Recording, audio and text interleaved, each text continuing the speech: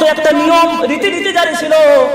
গ্রাম্য এলাকা থেকে মহিলারা শহর এলাকায় আসতো, আসার পরে শহরের সম্ভ্রান্ত পরিবারের বাচ্চাগুলো নিত, দুধ পান করানোর জন্য গ্রাম্য এলাকায় নিয়ে যেত। কারণ এই শহরের বাচ্চাগুলো যখন গ্রাম্য এলাকায় যেত, যাওয়ার পরে গ্রাম্য এলাকার নির্মল বাতাস, সুন্দর আবহাওয়ায় বাচ্চাগুলোর হৃষ্টপুষ্ট থাকতো, ভালো থাকতো এবং সুন্দর চেহারা বিশিষ্ট হতো। ভাষাগুলো পরিষ্কার হয়ে যেত, ভাষার মধ্যে কোনো জড়তা থাকতো না। কিন্তু মুহাম্মদ আরবি সাল্লাল্লাহু আলাইহি ওয়াসাল্লামের ভাগ্যের তারকা হযরতে হালিমাতুস সাদিয়ার ঘরে চমকাইতেছে। সংক্ষেপ করে বলি, হযরতে হালিমাতুস সাদিয়া রাদিয়াল্লাহু তাআলা আনহা তার গোত্রের সজাতীয় মহিলাদেরকে নিয়ে, তার একটা উট ছিল এবং একটা গাধা ছিল, দুটোটাই ছিল অনেক দুর্বল। হযরতে হালিমাতুস সাদিয়া রাদিয়াল্লাহু তাআলা আনহার স্থানের মধ্যে তেমন বেশি দুধ ছিল না।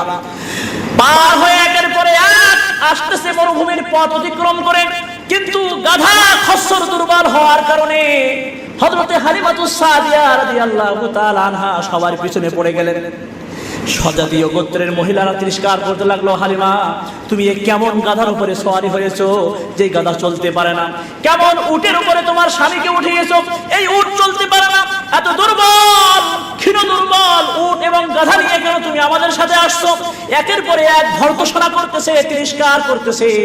মুসলমান ভাইয়েরা যখন মক্কার জমিনে আসলো, আরবের সম্ভ্রান্ত পরিবারের ছেলেদেরকে তার স্বজাতীয় গোত্রের মহিলারা নিয়ে নিল। হালিমাতুস সাদিয়া বেশি সুন্দর ছিল না, আবার ক্ষীণ শরীরের অধিকারী ছিলেন, যার কারণে তার কাছে কেউ বাচ্চা দিতে রাজি হচ্ছিল না। আর অপরদিকে মুহাম্মদ আরবি সাল্লাল্লাহু আলাইহি ওয়াসাল্লাম ছিলেন এতিম, সেজন্য তাকে কেউ নিতে চাচ্ছিল না। হযরতে হালিমাতুস সাদিয়া স্বামীর সাথে পরামর্শ করতেছেন, প্রাণের স্বামী, খালি হাতে না যে, সংক্ষেপ করে বলি, এই এতিম বাচ্চাটাকে আমরা নিয়ে যাই।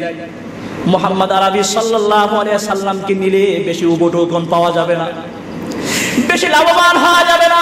কারণ দুনিয়ার মানুষ লোভী বেশি, দুনিয়ার আশা মিটে না কবু, মিটলে আরো বাড়ে। মিটবে যেদিন কাফন পরিয়ে নিবে কবর পাড়ে।